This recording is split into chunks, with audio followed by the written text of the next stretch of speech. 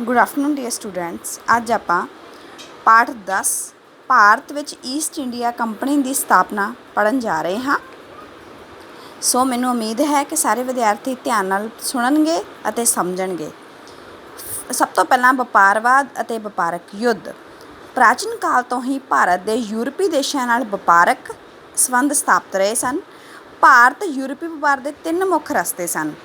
ਇਹ ਰਸਤੇ 15ਵੀਂ ਸਦੀ ਵਿੱਚ ਪੱਛਮੀ ਏਸ਼ੀਆ ਅਤੇ ਦੱਖਣ ਪੂਰਬੀ ਯੂਰਪ ਦੇ ਪ੍ਰਦੇਸ਼ਾਂ ਵਿੱਚ ਤੁਰਕਾਂ ਦਾ ਸਾਮਰਾਜ ਸਥਾਪਿਤ ਹੋਣ ਦੇ ਕਾਰਨ ਬੰਦ ਹੋ ਗਏ ਸੀ, ਜਿਸ ਕਰਕੇ ਯੂਰਪੀ ਦੇਸ਼ਾਂ ਨੇ ਭਾਰਤ ਨਾਲ ਵਪਾਰ ਕਰਨ ਲਈ ਨਵੇਂ ਸਮੁੰਦਰੀ ਰਸਤੇ ਲੱਭਣੇ ਸ਼ੁਰੂ ਕਰਤੇ, ਜਿਸ ਦੇ ਛਿੱਟੇ ਵਜੋਂ ਪੁਰਤਗਾਲੀ ਕਪਤਾਨ ਵਾਸਕੋ ਡੀ ਗਾਮਾ ਸਭ ਤੋਂ ਪਹਿਲਾਂ 27 ਮਈ 1498 ਈਸਵੀ ਨੂੰ ਭਾਰਤ ਵਿੱਚ ਕਾਲੀਕਟ ਵਿਖੇ ਪਹੁੰਚਿਆ। ਉਸ ਤੋਂ ਉਤਸ਼ਾਹਿਤ ਹੋ ਕੇ ਹੀ ਪੁਰਤਗਾਲੀਆਂ ਨੇ ਭਾਰਤ ਨਾਲ ਵਪਾਰ ਕਰਨਾ ਸ਼ੁਰੂ ਕਰ ਦਿੱਤਾ। ਇਸ ਤੋਂ ਬਾਅਦ ਵਪਾਰਕ ਯੁੱਧਾਂ ਬਾਰੇ ਅਸੀਂ ਪੜ੍ਹਨ ਜਾ ਰਹੇ ਹਾਂ। ਪੁਰਤਗਾਲੀਆਂ ਤੋਂ ਬਾਅਦ ਡੱਚ, ਅੰਗਰੇਜ਼, ਫਰਾਂਸੀਸੀਆਂ ਨੇ ਵੀ ਭਾਰਤ ਨਾਲ ਆਪਣੇ ਵਪਾਰਕ ਸੰਬੰਧ ਸਥਾਪਿਤ ਕਰ ਲਏ। ਉਹਨਾਂ ਦੁਆਰਾ ਭਾਰਤ ਨਾਲ ਵਪਾਰ ਕਰਨ ਦੇ ਲਈ ਉਹਨਾਂ ਵਿੱਚ ਆਪਸੀ ਯੁੱਧ ਸ਼ੁਰੂ ਹੋ ਗਏ। ਇਹਨਾਂ ਦੀਆਂ ਜੋ ਪੁਰਤਗਾਲੀਆਂ ਦੀਆਂ ਪ੍ਰਮੁੱਖ ਬਸਤੀਆਂ ਸੀ ਗੋਆ, ਦਮਨ, ਸਾਲਸੈਟ, ਬਾਸੀਨ, ਮੁੰਬਈ ਸਨ, ਅਤੇ ਡੱਚਾਂ ਦੀਆਂ ਕੋਚੀਨ, ਸੂਰਤ, ਨਾਗਾਪਟਨਮ, ਪੁਲੀਕਟ। ਅੰਗਰੇਜ਼ਾਂ ਦੀਆਂ ਬਸਤੀਆਂ ਸੂਰਤ, ਅਹਿਮਦਾਬਾਦ, ਬੜੌਚ, ਆਗਰਾ, ਬੰਬਈ ਅਤੇ ਕਲਕੱਤਾ ਸਨ, ਅਤੇ ਫਰਾਂਸੀਸੀ ਬਸਤੀਆਂ ਪਾਂਡੀਚੇਰੀ, ਚੰਦਰਨਗਰ, ਕਾਰੀਕਲ। ਇਹਨਾਂ ਸਾਰੀਆਂ ਉੱਪਰ ਅਧਿਕਾਰ ਕਰਨ ਦੇ ਲਈ ਯੂਰਪੀ ਸ਼ਕਤੀਆਂ ਵਿੱਚ ਆਪਸੀ ਸੰਘਰਸ਼ ਸ਼ੁਰੂ ਹੋ ਗਿਆ। 17ਵੀਂ ਸਦੀ ਤੱਕ ਪੁਰਤਗਾਲੀਆਂ ਅਤੇ ਡੱਚਾਂ ਦਾ ਭਾਰਤ ਵਿੱਚ ਜਿਹੜਾ ਪ੍ਰਭਾਵ ਬਿਲਕੁਲ ਘਟ ਗਿਆ ਸੀ। ਅੰਗਰੇਜ਼ ਅਤੇ ਫਰਾਂਸੀਸੀ ਜੋ ਇਸ ਸੰਘਰਸ਼ ਵਿੱਚ ਉਹਨਾਂ ਵਿੱਚ ਕਾਇਮ ਰਿਹਾ। ਵਪਾਰ ਨੂੰ ਪ੍ਰਾਪਤ ਕਰਨ ਦੇ ਲਈ ਭਾਰਤੀ ਵਪਾਰ ਜੋ ਸੀ, ਭਾਰਤ ਵਿੱਚ ਯੂਰਪੀ ਵਪਾਰ ਨੂੰ ਪ੍ਰਾਪਤ ਕਰਨ ਲਈ ਇਹਨਾਂ ਵਿੱਚ ਸੰਘਰਸ਼ ਜੋ ਦੋਨਾਂ ਸ਼ਕਤੀਆਂ ਵਿੱਚ ਚੱਲਦਾ ਰਿਹਾ। ਇਸ ਸੰਘਰਸ਼ ਵਿੱਚ ਅੰਤ ਜਿੱਤ ਅੰਗਰੇਜ਼ਾਂ ਦੀ ਹੋਈ ਸੀ। ਅੰਗਰੇਜ਼ੀ ਈਸਟ ਇੰਡੀਆ ਕੰਪਨੀ। ਇੰਗਲੈਂਡ ਦੇ ਵਪਾਰੀਆਂ ਦੇ ਮਰਚੈਂਟ ਐਡਵੈਂਚਰਸ ਨਾਮੀ ਗਰੁੱਪ ਨੇ ਭਾਰਤ ਨਾਲ ਵਪਾਰ ਕਰਨ ਦੇ ਲਈ 31 ਦਸੰਬਰ 1600 ਈਸਵੀ ਵਿੱਚ ਈਸਟ ਇੰਡੀਆ ਕੰਪਨੀ ਦੀ ਸਥਾਪਨਾ ਕੀਤੀ। ਮਹਾਰਾਣੀ ਐਲਿਜ਼ਾਬੈਥ ਨੇ ਈਸਟ ਇੰਡੀਆ ਕੰਪਨੀ ਨੂੰ ਭਾਰਤ ਨਾਲ ਵਪਾਰ ਕਰਨ ਦਾ 15 ਸਾਲਾਂ ਦਾ ਏਕਾਧਿਕਾਰ ਦੇ ਦਿੱਤਾ। ਇਹ ਦੇਖੋ ਬੇਟਾ, ਸਭ ਤੋਂ ਪਹਿਲਾਂ ਭਾਰਤ ਦੇ ਨਕਸ਼ੇ ਵਿੱਚ ਭਾਰਤ ਵਿੱਚ ਯੂਰਪੀ ਬਸਤੀਆਂ ਬਾਰੇ ਅਸੀਂ ਪੜ੍ਹਨ ਜਾ ਰਹੇ ਹਾਂ।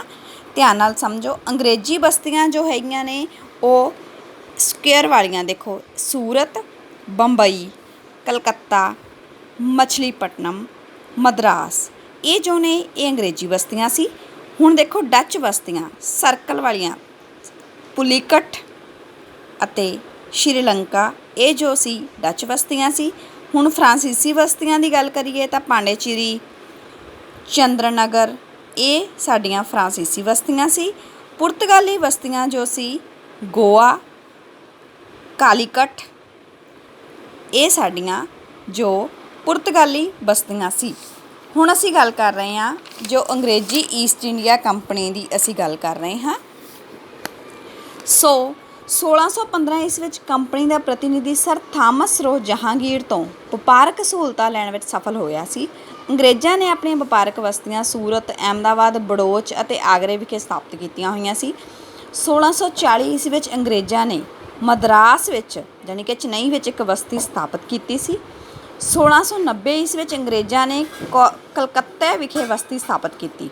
ਉੱਥੇ ਉਹਨਾਂ ਨੇ ਫੋਰਟ ਵਿਲੀਅਮ ਨਾਂ ਦੇ ਕਿਲ੍ਹੇ ਦੀ ਉਸਾਰੀ ਕੀਤੀ ਸੀ। 1717 ਵਿੱਚ ਜੇ ਅਸੀਂ ਗੱਲ ਕਰੀਏ ਤਾਂ ਈਸਟ ਇੰਡੀਆ ਕੰਪਨੀ ਨੂੰ ਮੁਗਲ ਸਮਰਾਟ ਫਰੋਖਸੀਅਰ ਨੇ ਬੰਗਾਲ, ਬਿਹਾਰ ਅਤੇ ਉੜੀਸਾ ਵਿੱਚ 3000 ਰੁਪਏ ਸਾਲਾਨਾ ਕਰ ਦੇ ਬਦਲੇ ਬਿਨਾਂ ਚੁੰਗੀ ਕਰ ਤੋਂ ਵਪਾਰ ਕਰਨ ਦਾ ਅਧਿਕਾਰ ਦੇ ਦਿੱਤਾ। ਅੰਗਰੇਜ਼ ਭਾਰਤ ਵਿੱਚ ਕਲਈ, ਪਾਰਾ, ਸਿੱਕਾ ਅਤੇ ਕੱਪੜਾ ਭੇਜਦੇ ਸੀ ਅਤੇ ਭਾਰਤ ਤੋਂ ਸੂਤੀ ਅਤੇ ਰੇਸ਼ਮੀ ਕੱਪੜਾ, ਗਰਮ ਮਸਾਲੇ, ਨੀਲ ਅਤੇ ਅਫੀਮ ਮੰਗਵਾਉਂਦੇ ਸਨ।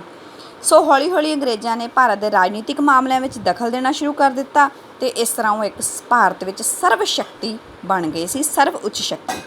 ਹੁਣ ਅਸੀਂ ਫਰਾਂਸੀਸੀ ਈਸਟ ਇੰਡੀਆ ਕੰਪਨੀ ਦੀ ਗੱਲ ਕਰਦੇ ਹਾਂ।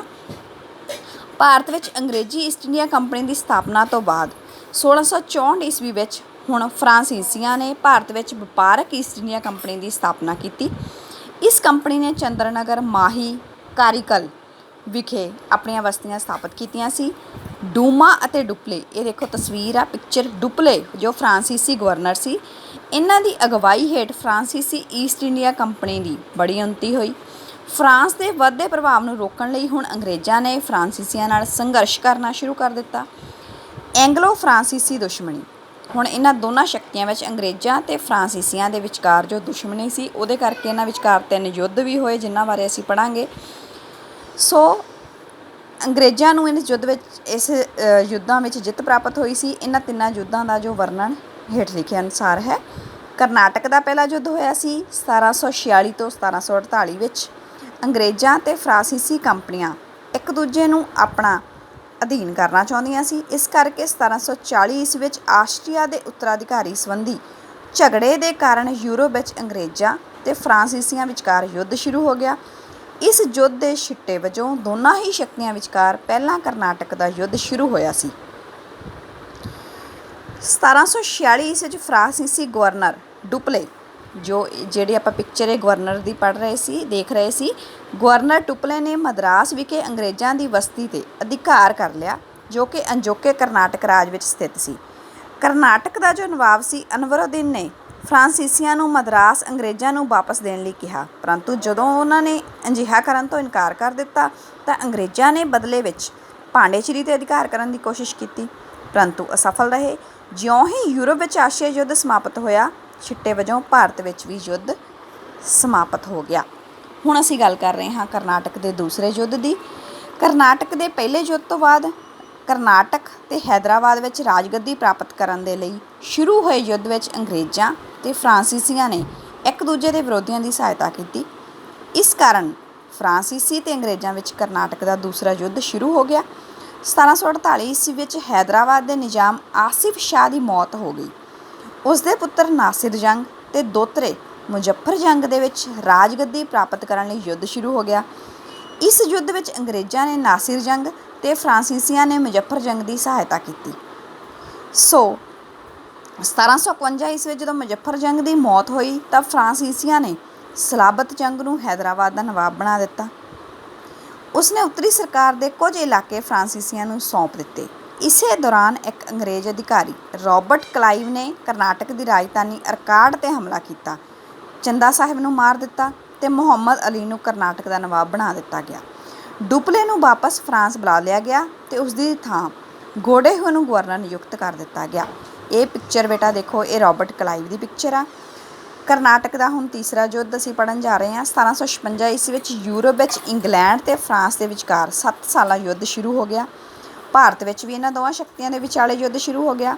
ਫਰਾਂਸ ਦੀ ਸਰਕਾਰ ਨੇ ਭਾਰਤ ਵਿੱਚ ਅੰਗਰੇਜ਼ੀ ਸ਼ਕਤੀ ਨੂੰ ਖਤਮ ਕਰਨ ਦੇ ਲਈ 1758 ਈਸਵੀ ਵਿੱਚ ਕਾਊਂਟ ਡੀ ਲਾਲੀ ਨੂੰ ਭਾਰਤ ਭੇਜਿਆ, ਪਰੰਤੂ ਉਹ ਬਿਲਕੁਲ ਅਸਫਲ ਰਿਹਾ। 1763 ਈਸਵੀ ਵਿੱਚ ਯੂਰਪ ਵਿੱਚ ਅੰਗਰੇਜ਼ਾਂ ਅਤੇ ਫਰਾਂਸੀਸੀਆਂ ਵਿੱਚ ਪੈਰਿਸ ਦੀ ਸੰਧੀ ਹੋਈ, ਜਿਸ ਨਾਲ ਯੁੱਧ ਦਾ ਅੰਤ ਹੋ ਗਿਆ। ਸੋ ਭਾਰਤ ਵਿੱਚ ਵੀ ਦੋਹਾਂ ਸ਼ਕਤੀਆਂ ਵਿੱਚ ਜੋ ਚੱਲ ਰਿਹਾ ਯੁੱਧ ਸੀ ਉਹਦੀ ਸਮਾਪਤੀ ਹੋ ਗਈ। ਇਸ ਸੰਧੀ ਦੇ ਅਨੁਸਾਰ ਪਾਂਡੇਚੇਰੀ ਅਤੇ ਮਾਹੀ ਆਦਿ ਬਸਤੀਆਂ ਫਰਾਂਸੀਸੀਆਂ ਨੂੰ ਵਾਪਸ ਕਰ ਦਿੱਤੀਆਂ ਗਈਆਂ, ਪਰੰਤੂ ਉਹਨਾਂ ਨੂੰ ਇਹਨਾਂ ਬਸਤੀਆਂ ਦੀ ਕਿਲਾਬੰਦੀ ਕਰਨ ਦੀ ਆਗਿਆ ਨਾ ਦਿੱਤੀ ਗਈ। ਹੁਣ ਉਹ ਭਾਰਤ ਵਿੱਚ ਕੇਵਲ ਵਪਾਰ ਕਰਨ ਹੀ ਆ ਸਕਦੇ ਸਨ। ਇਸ ਤਰ੍ਹਾਂ ਭਾਰਤ ਵਿੱਚ ਫਰਾਂਸੀਸੀਆਂ ਦਾ ਪ੍ਰਭਾਵ ਜੋ ਖਤਮ ਹੋ ਗਿਆ ਅਤੇ ਅੰਗਰੇਜ਼ ਕੰਪਨੀ ਦੀ ਸਰਵਉੱਚਤਾ ਕਾਇਮ ਹੋ ਗਈ। ਸੋ ਇਹ ਸੀ ਅੰਗਰੇਜ਼ ਅਤੇ ਫਰਾਂਸੀਸੀਆਂ ਵਿਚਕਾਰ ਜੋ ਸੰਘਰਸ਼ ਚੱਲ ਰਿਹਾ ਸੀ ਅਤੇ ਯੂਰਪੀ ਸ਼ਕਤੀਆਂ ਦਾ ਭਾਰਤ ਦੇ ਵਿੱਚ ਆਪਣੀਆਂ ਕੰਪਨੀਆਂ ਸਥਾਪਿਤ ਕਰਨ ਦੀ ਜੋ ਉਹਨਾਂ ਦੀ ਇੱਛਾ ਸੀ, ਉਸ ਬਾਰੇ ਅਸੀਂ ਪੜ੍ਹਿਆ ਹੈ। ਸੋ ਇਹ ਮੈਨੂੰ ਉਮੀਦ ਹੈ ਕਿ ਸਾਰੇ ਵਿਦਿਆਰਥੀਆਂ ਨੂੰ ਚੰਗੀ ਤਰ੍ਹਾਂ ਸਮਝ ਲੱਗ ਗਈ ਹੋਏਗੀ। ਅੱਗੇ ਅਸੀਂ ਜੋ ਇਹ ਪਾਠ ਹੈ ਅਗਲੀ ਵੀਡੀਓ ਵਿੱਚ ਪੜ੍ਹਾਂਗੇ। So thank you, have a nice day.